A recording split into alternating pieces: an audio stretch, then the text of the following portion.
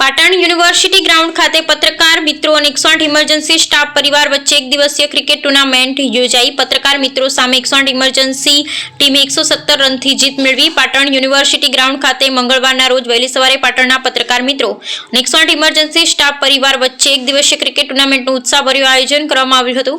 આ ટુર્નામેન્ટમાં બંને ટીમોએ રમત ભાવના અને મિત્રતાનો ઉત્તમ પરિચય આપ્યો હતો। વાત કરવામાં આવે ટોસ જીતીને પ્રથમ દાવ 108 ઇમરજન્સી કર્મચારીની ટીમે લીધો હતો અને નિર્ધારિત 15 ઓવરમાં 2 વિકેટના નુકસાન 191 રન બનાવી પત્રકાર મિત્રોને ટીમનો મોટો ટાર્ગેટ આપ્યો હતો। તેના જવાબમાં પત્રકાર મિત્રોની ટીમે 15 ઓવરમાં 7 વિકેટ ગુમાવી 74 રન બનાવ્યા હતા। પરિણામે 108 ઇમરજન્સી ટીમે 117 રનથી ભવ્ય વિજય હાંસલ કરી ટુર્નામેન્ટ વિનર્સ ટ્રોફી પર પોતાનું નામ નોંધાવ્યું હતું। વિજેતા અને રનર્સ અપ ટીમોને પાટણ યુનિવર્સિટીના કુલપતિ પ્રો કેસી પોરિયા, વૃંદાવન ડેવલપર્સ પાટણ પરિવાર અને વિનર્સ ટ્રોફીના દાતા